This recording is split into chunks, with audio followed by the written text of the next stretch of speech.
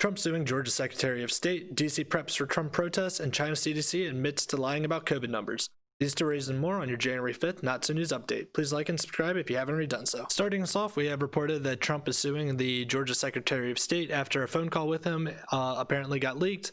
From Twitter, we have David Schaefer saying President Trump has filed 2 lawsuits, federal and state, against the Secretary of State.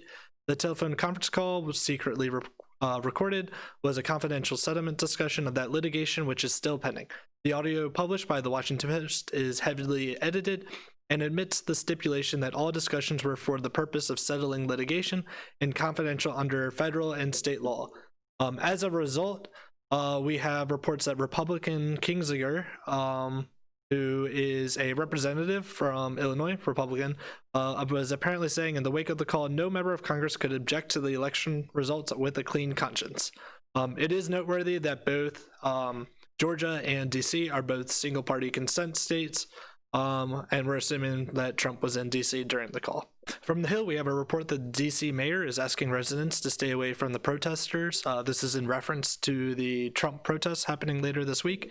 In a tweet, she's reported saying, I'm asking Washingtonians and those who live in the region to stay out of the downtown area on Tuesday and Wednesday and not to engage with demonstrators who come to our city seeking confrontation, and we will do what we must to ensure all who attend remain peaceful.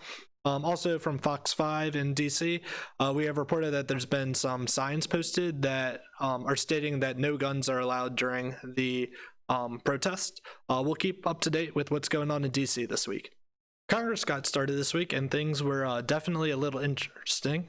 From the Independent, we have reported that Pelosi re-won her election, stating this is ostensibly Ms. Pelosi's last term atop the House Democrat totem pole. She indicated after the election results began to crystallize in November that she intends to keep her promise from 2018 to step down from her leadership at the end of the next Congress in 2023. It was reported that all members of the quote-unquote squad did vote for her. Next, in a opening prayer, Representative Cleaver ends the prayer stating Amen and a woman. It was definitely raising eyebrows as reported. For anyone that doesn't know, amen comes from Hebrew, which is quoted as like, so be it. I did look up a woman, and the only thing I could find was on Urban Dictionary for when someone mistypes a space woman. From Task and Purpose, we have a report that military leaders are worrying that America's youth are too dumb or fat to fight.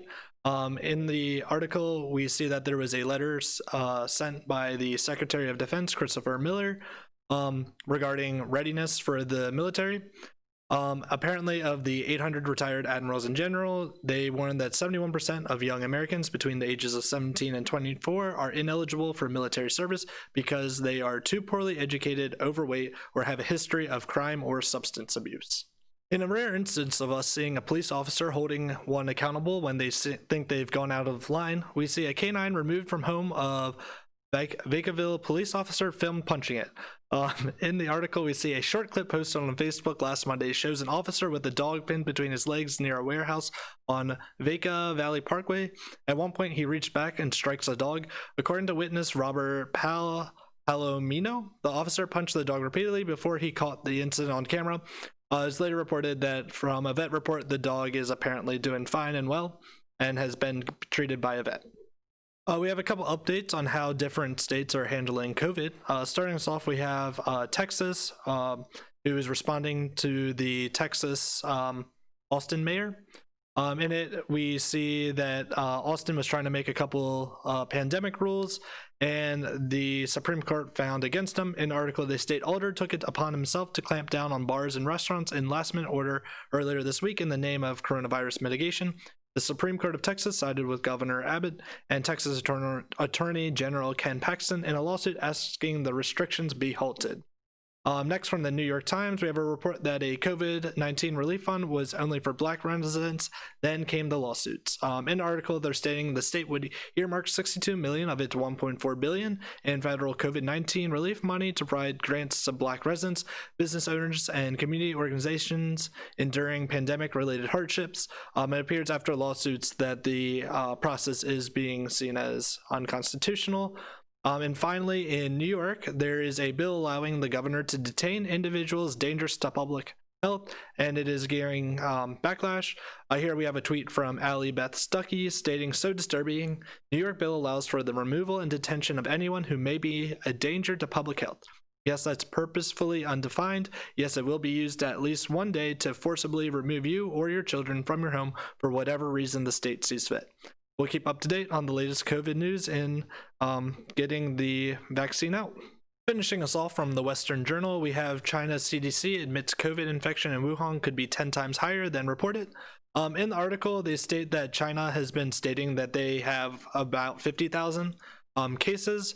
However, when they did a study on coronavirus antibodies, it turned out that there were almost 500,000 residents with antibodies, which means they must have been infected at some point, giving us the thought that their numbers are off by a factor of 10.